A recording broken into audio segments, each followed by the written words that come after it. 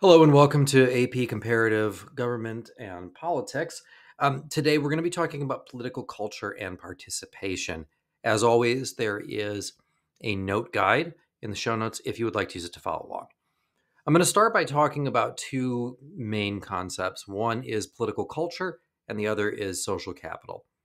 What is political culture? So, political culture is a collection of political beliefs, values, practices, and institutions that the government is based on. So, if you think about a house, this is sort of the foundation of the house that then your government structure sits on top of.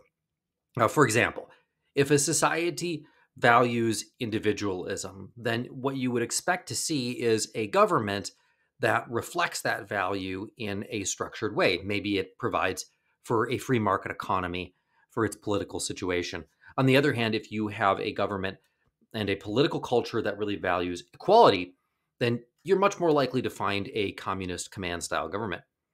The other issue to understand is something that's called social capital. Social capital, in this case, has a very specific political science definition. If you Google this, you'll probably get a very different definition. Social capital, from a political context, is the amount of reciprocity and trust that exists between citizens and the state. So, the level with which the state trusts its citizens and the citizens trust its institutions. The more social capital that there is in a political culture, the more likely you are to see a democracy.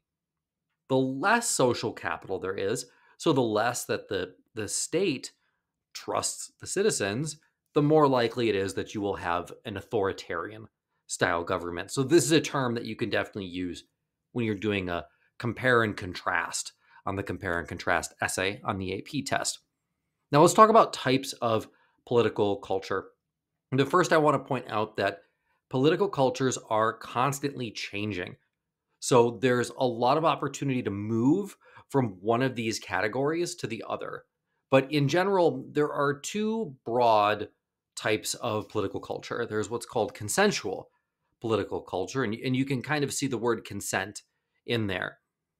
When you have a consensual political culture, there's a general agreement on how objectives are going to be accomplished.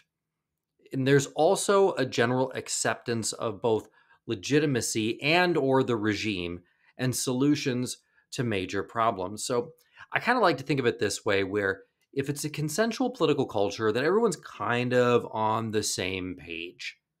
On the other hand, if it's a conflictual political culture, then society is very divided over the legitimacy of the regime. Some individuals within the political culture might not even recognize the regime as legitimate at all. And they're also sharply divided as to how objectives are to be accomplished. Should you give a economic incentive to try to get from point A to point B, or should you use a tax to dissuade people to try to force them to go from point A to point B? If the citizens are sharply divided over how that is to be accomplished, you're likely looking at a conflictual political culture.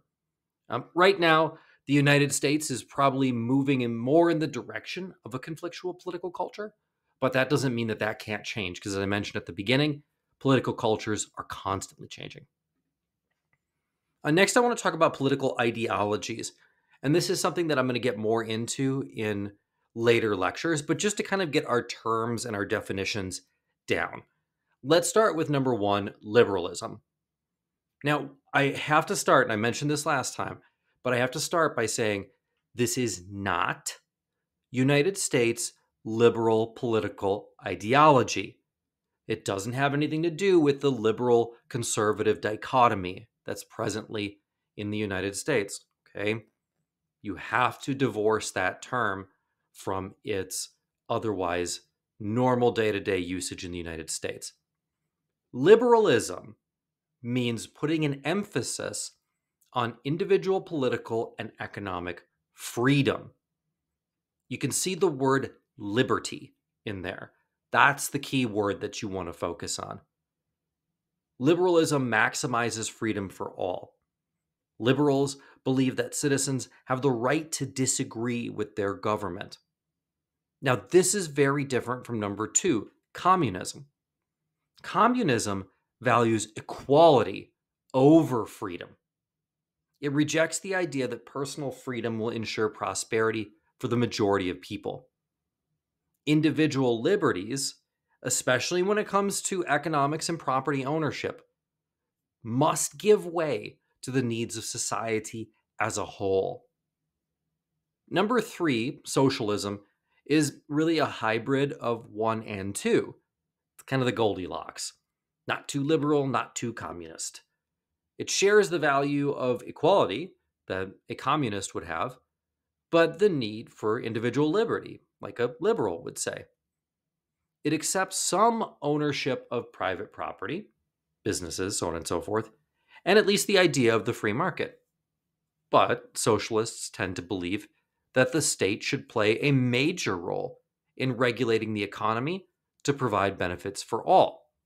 Not the only role, that's what a communist would say, and not little role, that's what a liberal would say, a major role.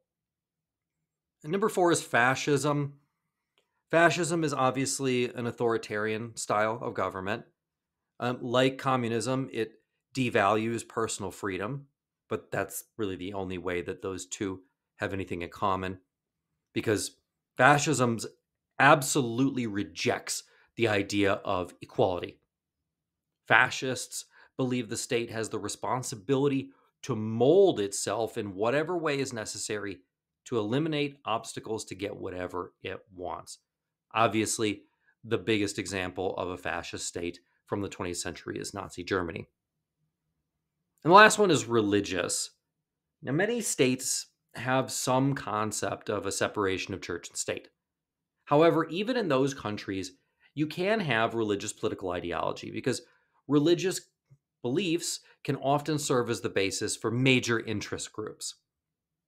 That being said, Iran, of our 6 countries, with its emphasis on Sharia law, tends to be our strongest example of a state in which religion plays the dominant political ideological role. All right, now the other thing that we need to wrap our mind around, because this comes up pretty frequently on the test and in the textbook, is the idea of social cleavages.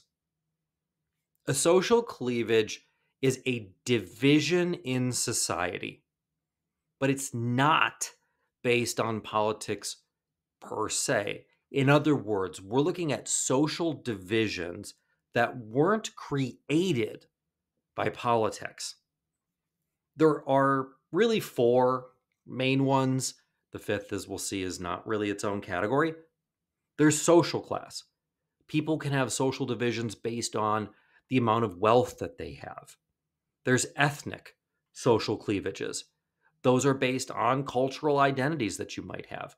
By the way, I should have mentioned this is within the state itself. So if we take Great Britain, for example, there are social divisions between middle class, upper class, and lower class individuals. And individuals, as a result, tend to ally themselves with different political parties. Number 3, there's also religious cleavages. We see this a lot in Nigeria, for example. In Nigeria, in the north predominantly, you have a lot of people who are practicing Muslims, who follow Islam. In the south, it's much more Christian. And so you have sort of this natural division that gets baked in based off of religious differences. Regional is a geographic region different. Means sometimes large portions of the country tend to have things that set them apart. Here I'm going to use the United States as an example. If you were to pull up a map of electoral results from, you could go the last 40 years if you wanted to in the United States. You could go back even further than that. What you would notice right away is that certain regions, I'll give you 2, New England and what I'm going to call the South, which are the states that used to form the Confederacy. Those 2 groups tend to always vote together, generally speaking, in almost every single election. That's a regional cleavage there, people doing things based off of their region. Now, number 5, as I mentioned, is not its own category per se. It's called coinciding. Coinciding is like the nuclear level of social cleavages. When you have multiple social cleavages where different groups happen to be on opposing sides of every issue, this is when you see these situations become really toxic. I'll give you an example. So if you have, and this can happen very easily, if you have a social class, let's just say lower class individuals who happen to be within a country also part of the same cultural identity and often part of the same religious identity, if they happen to be on the opposite side of an issue of a different group that tends to be upper class with different cultural identities and different religions, that's when these cleavages can cause problems, big problems in society, as we're going to see.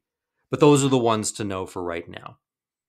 The last term I wanted to highlight here before we moved on is something that's called political efficacy. Political efficacy is an important way that states can overcome social cleavages. It's defined as a citizen's capacity to understand and influence political events. The more political efficacy a citizenry has in a state, the more likely it is to be able to smooth over social cleavages, to be able to look beyond some of the differences. And it's kind of self explanatory. The more that you understand how a political system works, the more sort of in tune you are, the less likely you are to give in to some simplistic divisions in society. Let's talk about political participation really quickly.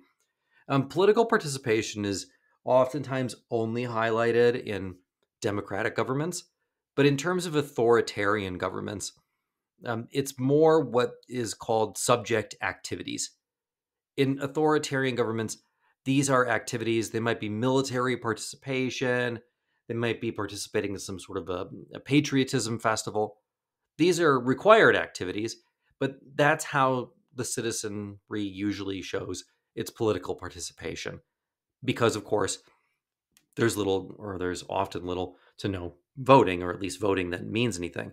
Voting behavior is the number one way in a democratic society that individuals show their political participation. And just for fun, I put some of the statistics up of some of the more recent elections to show the different voting turnout in different states. You may be surprised to see that the United States is second from the bottom on that list, although some of the Russia statistics are things that we have to question. The last term that I want to highlight here is what's called transparency. Transparency is a government that operates openly. And again, this is from a political science perspective, a government that operates openly. You can see what it's doing, it's understandable, and that's important. And it's really important because the more transparent a government is, the higher you generally see political participation. If you don't have any sense of what the government is doing anytime, you tend to feel disconnected from the government, and it's much less likely that you will participate. The final thing for today that I want to talk about is NGOs, non-governmental organizations. So, a non-governmental organization is a group that finds common interests between people around the globe. Essentially, these are organizations that span national borders. They're important organizations. We'll talk about them more in later detail, but it's very much tied to a concept that's called cosmopolitanism. Cosmopolitanism is the idea that we are moving towards a universal political order that draws its identity and values from everywhere. So this would be a supranational organization. So an organization that expands beyond the borders of any one nation state. NGOs play really important roles in a lot of different countries, and the rise of cosmopolitanism and NGOs is definitely a growing trend. There's a lot of examples of NGOs, but Amnesty International, whose symbol I have there, and Doctors Without Borders are two usually very recognizable examples.